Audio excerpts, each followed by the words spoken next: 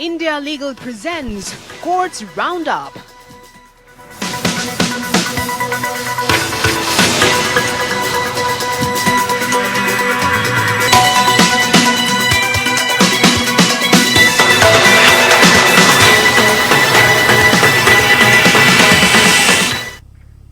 नमस्कार, courts roundup में आपका बहुत बहुत स्वागत है। मैं हूं आपके साथ वक्ता दुबे। इस बुलेटिन में अगले आधे घंटे हम आपको कोर्ट से जुड़ी तमाम छोटी बड़ी खबरों से रूबरू करवाएंगे। कोर्ट की कार्यवाही और सुप्रीम कोर्ट से लेकर हाई कोर्ट और लोअर कोर्ट्स तक के फैसलों को आपके सामने रखेंगे। लेकिन आगे बढ़ने से पहले एक नजर डालते हैं अब तक के हेडलाइंस पर।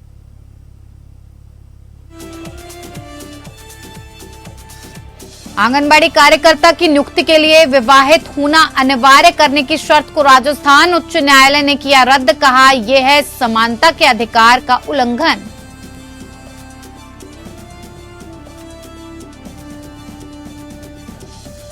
अवैध खनन मामले में अपराधियों को बचाने के लिए गरीब लोगों पर आरोप लगाने वाली पुलिस की अदालत ने की आलोचना। पंजाब हरियाणा हाईकोर्ट ने अधिकारियों के खिलाफ अपनाया सख्त रुख।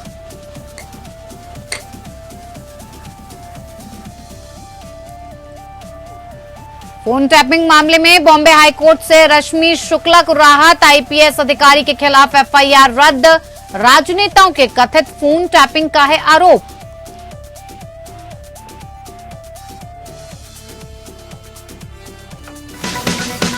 India Legal presents Courts Roundup.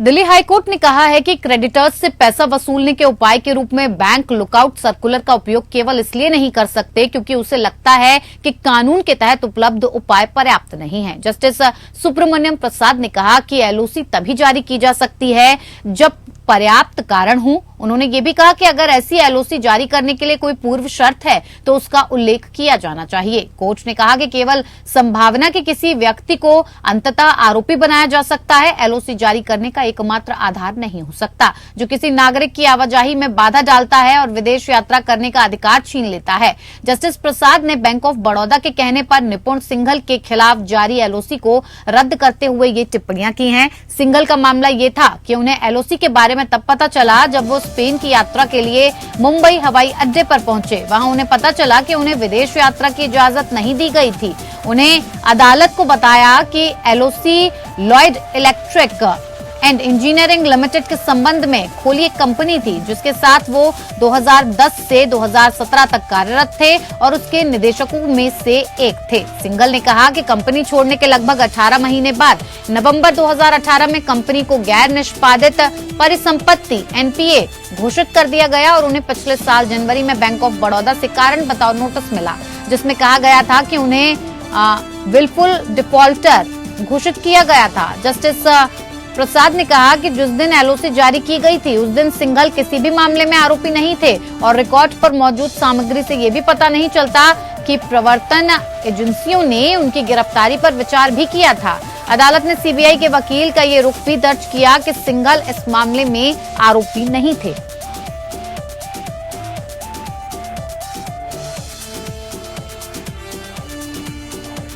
Karnataka high court ने राज्य से बच्चों के लिए केंद्र की वात्सल्य योजना के प्रभावी कार्यान्वयन के लिए वित्तीय प्रस्ताव दाखिल करने को कहा है। कर्नाटक हाईकोर्ट ने राज्य सरकार से जानना चाहा कि क्या उसने केंद्रीय महिला एवं बाल विकास मंत्रालय द्वारा जारी उस पत्र का जवाब भेजा है जिसमें राज्य सरकार ने वर्ष 2022 और 23 मिशन वात्सल्य योजना के अंतर्गत वित्तीय प्रस्ताव और योजना प्रस्तुत करने को कहा था। चीफ जस्टिस प्रसन्ना बी वराले और जस्टिस कृष्ण एस दीक्षित की खंडपीठ ने मंत्रालय द्वारा 5 जुलाई 2022 को जारी संचार का जिक्र करते हुए कहा, ऐसा लगता है कि युक्त योजना सभी राज्यों और केंद्र शासित प्रदेशों के लिए मिशन वात्सल्य योजना के प्रभावी कार्यान्वयन के लिए अपनी योजनाएं प्रस्तुत करने का उचित अवसर है। राज्य सरकार को अगली तारीख पर इस अदालत के समक्ष बताना होगा कि क्या इस संचार पर कोई प्रतिक्रिया सबमिट की गई है। अगर सबमिट किया गया है तो कब सबमिट किया गया, साथ में उक्त प्रतिक्रिया की एक कॉपी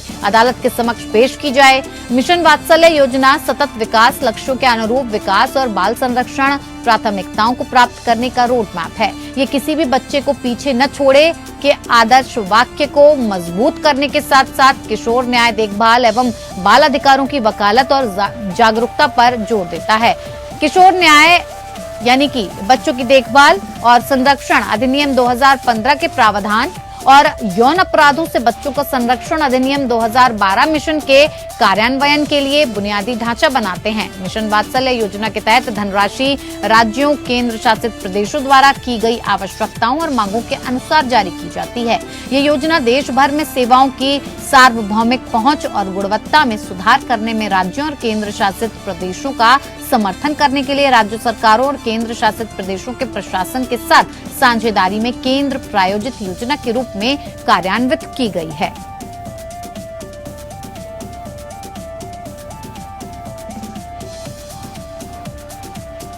इधर कलकत्ता हाईकोर्ट ने हाल ही में शारदा चिटफंड घोटाले के आरोपी तृणमूल कांग्रेस नेता और पत्रकार कुणाल घोष द्वारा दायर जमानत शर्तों में छूट के लिए दायर आवेदन की भी अनुमति दी।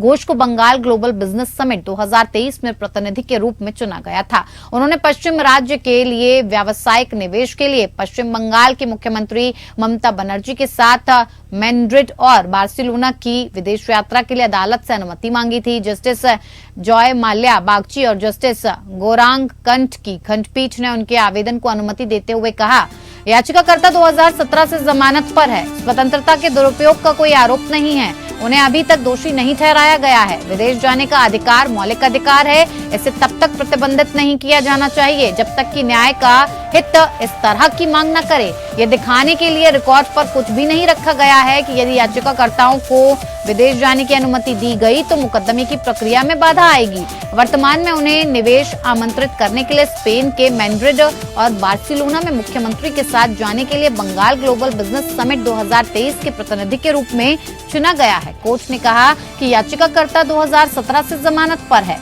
उसको पहले विभिन्न कारणों से सिंगापुर और शिकागो की यात्रा करने की छूट दी गई थी और उसने उसे दी गई स्वतंत्रता का दुरुपयोग नहीं किया। कोर्ट ने याचिकाकर्ता को निर्देश दिया कि वो अपनी वापसी के तुरंत बाद 25 सितंबर 2023 से पहले अपना पासपोर्ट ट्रायल कोर्ट में जमा कर दे और इसके साथ ही कोर्ट ने मामले को 28 सितंबर 2023 को आगे के निर्देशों के लिए पेश करने का आदेश दिया है।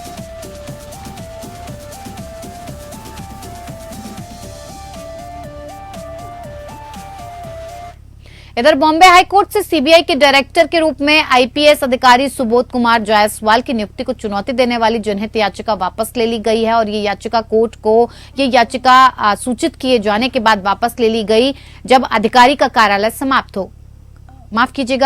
समाप्त हो गया है और जिस कारण जनहित याचिका निरर्थक हो गई है। ये पद अब आईपीएस अधिकारी प्रवीण सूद के पास है। चीफ जस्टिस देवेंद्र कुमार उपाध्याय और जस्टिस आरएफ डॉक्टर की खंडपीठ ने जनहित याचिका को वापस लिया और ये मानते हुए खारिज कर दिया। जनहित याचिका में आरोप लगाया गया कि जायसवाल के पास दिल्ली पुलिस स्थापना अधिनियम 1940 की धारा 4A के तहत सीबीआई डायरेक्टर बनने के लिए आवश्यक अनुभव नहीं था। इसमें कहा गया कि उनके नेतृत्व में विशेष जांच दल द्वारा की गई जांच के संबंध में सत्र न्यायालय और सुप्रीम कोर्ट दोनों द्वारा सख्तियां के साथ टिप्पणी की गई है और इसमें कहा गया है कि यह सामग्री जिसका उनकी विश्वसनीयता पर सीधा असर पड़ता है उसको सीबीआई डायरेक्टर की नियुक्ति के लिए गठित समिति द्वारा न तो रखा गया और न ही उस पर विचार किया गया। इसीलिए जनहित याचिका में नियुक्ति से संबंधित रिकॉर्ड और कार्यवाही मंगाने के बाद सीबीआई डायरेक्टर के रूप में जायसवाल की नियुक्ति रद्द करने की मांग की गई। इसमें जायसवाल को ये बताने के लिए भी कहा गया कि वो किस अधिकार से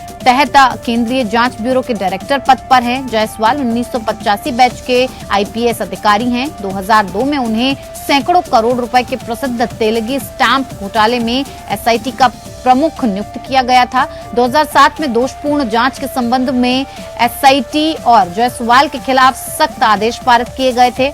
याचिका में दावा किया गया है कि 2021 में डीएसपीई एक्ट की धारा 4A के तहत आवश्यक भ्रष्टाचार विरोधी मामलों में विशेषज्ञता की कमी के बावजूद और उनकी ईमानदारी और विश्वसनीयता का निर्धारण किए बिना जायसवाल को सीबीआई डायरेक्टर के रूप में नियुक्त किया गया।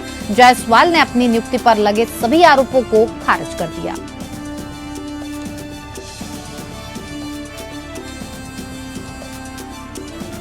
बॉम्बे हाईकोर्ट ने हाल ही में वर्ल्ड क्रेस्ट एडवाइजर्स LLP द्वारा दायर एक अंतरिम आवेदन को खारिज कर दिया है और जिसमें यस बैंक के खिलाफ किसी तीसरे पक्ष के अधिकारों को स्थानांतरित करने, अलग करने या बनाने से रोकने की मांग की गई थी। एकल न्यायाधीश न्यायमूर्ति RI चागला ने कैटलिस्ट ट्रस्टीशिप को वर्ल्ड क्रेस्ट के शेयरों पर अधिकार का दावा करके डिश टीवी के प्रबंधन और मामलों में भाग लेने से रोकने से इनकार कर दिया। वर्ल्ड क्रेस्ट ने एक मुकदमे के माध्यम से उच्च न्यायालय का दरवाजा खटखटाया और डिश टीवी के 440 मिलियन शेयर के मालिक के रूप में उन्हें घोषित करने का आदेश देने की मांग की थी। डिश टीवी के एक शेयरधारक यस बैंक ने दावा किया कि वर्ल्ड क्रेस्ट सहित 5 अन्य कंपनियों द्वारा बैंक द्वारा उन्हें दिए गए टर्म लोन को सुरक्षित करने के लिए उन शेयरों को कैटलिस्ट ट्रस्टीशिप एक सुरक्षा ट्रस्टी के पक्ष में गिरवी रखा गया था। वर्ल्ड क्रेस्ट ने अदालत को यह भी बताया कि यस बैंक ने अपनी 48,000 की संपत्ति जेसी फ्लावर एसेट्स रिकंस्ट्रक्शन को सौंपी थी, जिसमें डिश टीवी के शेयर भी शामिल थे। वर्ल्ड क्रेस्ट की ओर से पेश हुए वरिष्ठ अधिवक्ता नवरोज सिरवई ने तर्क दिया कि शेयरों के इस तरह के हस्तांतरण के परिणाम स्वरूप ऐसी स्थिति पैदा हो गई है जहां यस बैंक और JCF अपने आप में शेयरधारक होने का दावा कर रहे थे, न कि गिरवीदार के रूप में। उन्होंने कहा कि गिरवी रखे हुए सामान में गिरवीदार की केवल विशेष रुचि होती है, जबकि यस बैंक ने स्वामित्व अधिकारों का प्रयोग करने की मांग की है। वर्ल्ड क्रेस्ट और यस बैंक के बीच निष्पादित स्वतंत्र पावर ऑफ अटॉर्नी के आधार पर वोटिंग अधिकार भी प्रदान किए गए थे।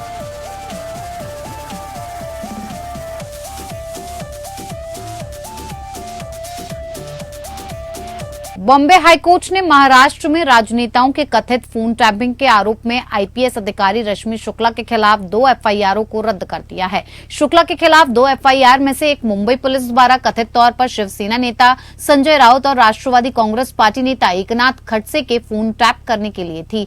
दूसरी FIR पुणे शहर पुलिस द्वारा पिछली भारतीय जनता पार्टी के नेतृत्व वाली सरकार के कार्यकाल के दौरान राज्य कांग्रेस अध्यक्ष नाना पटोले के फोन को कथित तौर पर टैप करने के आरोप में थी। पुलिस की ओर से पेश होते हुए महाधिवक्ता डॉक्टर बीरेंद्र सराफ ने अदालत को सूचित किया कि मुंबई पुलिस को महाराष्ट्र सरकार ने दंड प्रक्रिया संहिता की धारा 197 के तहत शुक्ला के खिलाफ मुकदमा चलाने की मंजूरी देने से इनकार कर दिया है। उन्होंने ये भी बताया कि पुणे शहर पुलिस ने जनवरी 2023 में पुणे FIR में पहले ही क्लोजर रिपोर्ट दायर कर दी थी और शिकायतकर्ता द्वारा कोई विरोध याचिका दायर नहीं की गई थी। इन दलीलों के मद्देनजर अदालत ने शुक्ला के खिलाफ दोनों FIRों को रद्द करना उचित समझा। अदालत ने शुक्ला द्वारा भारतीय दंड संहिता की धारा 166 लोक सेवक के रूप में किए गए व्यवसाय में मूल्यवान प्रतिफल प्राप्त करना और भारतीय टेलीग्राफ अधिनियम की धारा 26 के तहत दर्ज FIR को रद्द करने की याचिका पर विचार किया था। उच्च न्यायालय ने 4 मार्च को पुणे FIR में शुक्ला के खिलाफ कोई दंडात्मक कार्रवाई नहीं करने की अंतरिम राहत दी थी और 11 मार्च को मुंबई FIR के संबंध में भी इसी तरह की राहत दी गई थी। ये राहत आज तक जारी है। शुक्ला ने मंजूरी न होने के आधार पर मुंबई की एक अदालत के समक्ष डिस्चार्ज आवेदन भी दायर किया है। क्लोजर रिपोर्ट आवेदन और डिस्चार्ज आवेदन दोनों ही निर्णय के लिए लंबित हैं।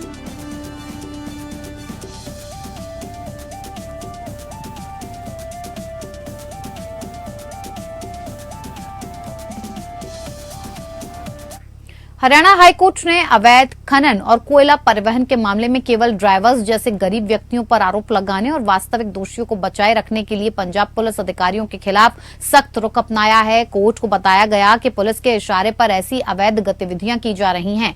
मामला पंजाब के रूपनगर में अवैध खनन से जुड़ा हुआ है।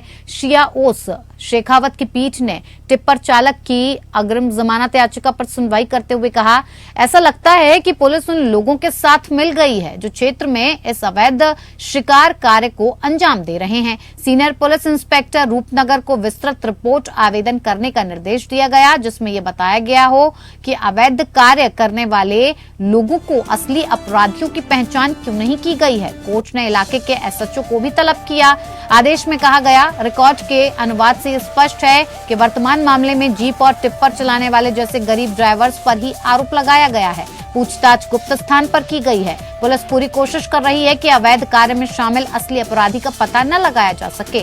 कोर्ट असिस्टेंट सब इंस्पेक्टर के बयान से प्रभावित नहीं हुआ।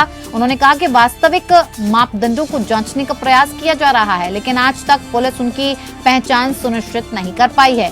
फसल उत्पादन एवं खनिज विकास का गणतंत्र अधिनियम 1957 की धारा 21 उपधारा 1 और 4 की उपधारा 1 के अंतर्गत मामला दर्ज किया गया। उनके वकील ने तर्क दिया कि वो मौके पर नहीं मिले और उन्हें गलत तरीके से दोषी ठहराया गया। कोर्ट ने 14 सितंबर को केस दर्ज करते हुए उन्हें अंतरिम जमानत दे दी।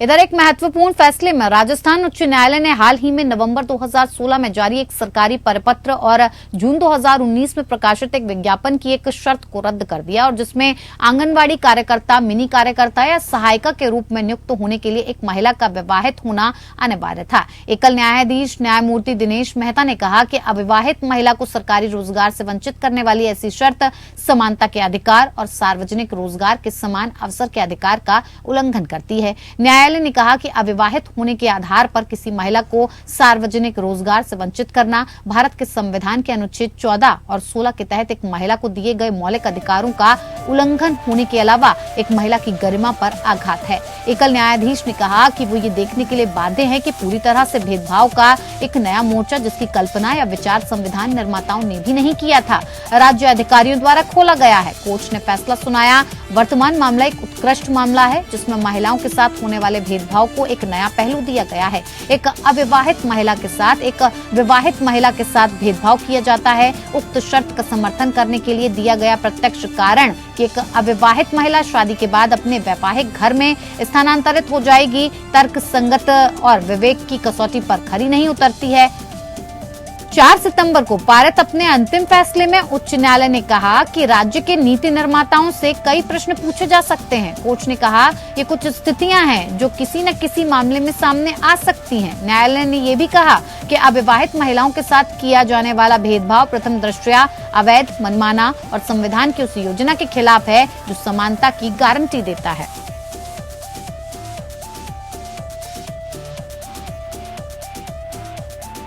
चलिए अब हम जानते हैं कि रोजगार में समान अवसर के संबंध में संविधान क्या कुछ कहता है। इंडिया लीगल के वेब रिपोर्टर इसकी हमें पूरी जानकारी देंगे। देखिए इस रिपोर्ट में।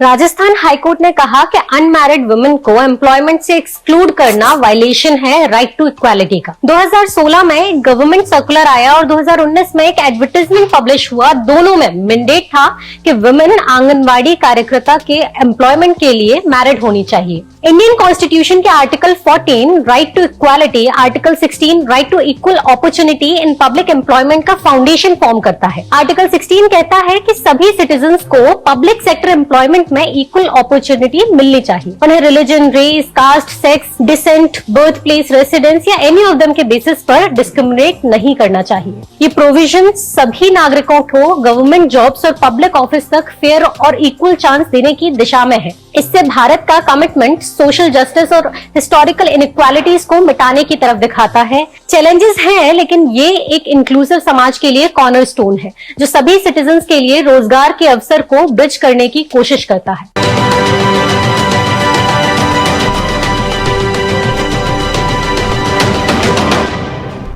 इधर सुप्रीम कोर्ट ने हाल ही में एक व्यक्ति को रिहा करने का निर्देश दिया जो 12 साल की कैद काट चुका था। सुप्रीम कोर्ट ने ये निर्देश ये पता चलने के बाद दिया कि वो अपराध के समय किशोर था और दोहराया कि किशोर न्याय अधिनियम 2000 के तहत अधिकतम सजा 3 साल है। याचिकाकर्ता ने अपने किशोर होने के दावे के वेरिफिकेशन की मांग करते हुए संविधान के अनुच्छेद 32 के तहत एक रिट याचिका दायर करते हुए शीर्ष अदालत का दरवाजा खटखटाया था। अदालत ने तदनुसार अतिरिक्त सत्र न्यायाधीश से रिपोर्ट मांगी थी जिन्होंने पुष्टि की थी कि अपराध के समय याचिकाकर्ता की उम्र 16 साल और 7 महीने थी। Justice BR Gavai, justice PS Narasimha और जस्टिस संजय कुमार की पीठ ने सत्र न्यायाधीश की रिपोर्ट को रिकॉर्ड पर लेते हुए याचिकाकर्ता को रिहा करने का आदेश दिया। कोर्ट ने देखा कि किशोरता का प्रश्न किसी भी अदालत के समक्ष और किसी भी स्तर पर उठाया जा सकता है, जैसा कि किशोर न्याय अधिनियम 2000 की धारा 7A की उपधारा 1 के तहत प्रावधान है। शीर्ष अदालत ने कहा कि कि अपराध के समय याचिकाकर्ता के किशोर होने की पुष्टि करने वाली अतिरिक्त सत्र न्यायाधीश की रिपोर्ट का अवलोकन करने के बाद हमने रिट याचिका को स्वीकार कर लिया और याचिकाकर्ता को रिहा करने का निर्देश दिया है। याचिकाकर्ता ने किशोर न्याय अधिनियम के तहत अधिकतम वैधानिक सजा से कहीं अधिक सजा यानी 3 साल की कैद की सजा भुगती है। याचिकाकर्ता को 2009 में अतिरिक्त सत्र न्यायाधीश द्वारा भारतीय दंड संहिता 1860 की धारा 34, सह पठित धारा 302 के तहत दोषी ठहराया गया था और आजीवन कारावास की सजा सुनाई गई थी। हाईकोर्ट और सुप्रीम कोर्ट ने सजा की पुष्टि की थी। बाद में याचिकाकर्ता ने किशोर वयता के सत्यापन की मांग करते हुए शीर्ष अदालत का दरवाजा खटखटाया। शीर्ष अदालत ने कहा कि याचिकाकर्ता 12 साल से अधिक कारावास की सजा काट चुका है। द्वितीय अतिरिक्त सत्र न्यायाधीश खम्मम की रिपोर्ट को स्वीकार करने के बाद याचिकाकर्ता को अब कैद में नहीं रखा जा सकता है।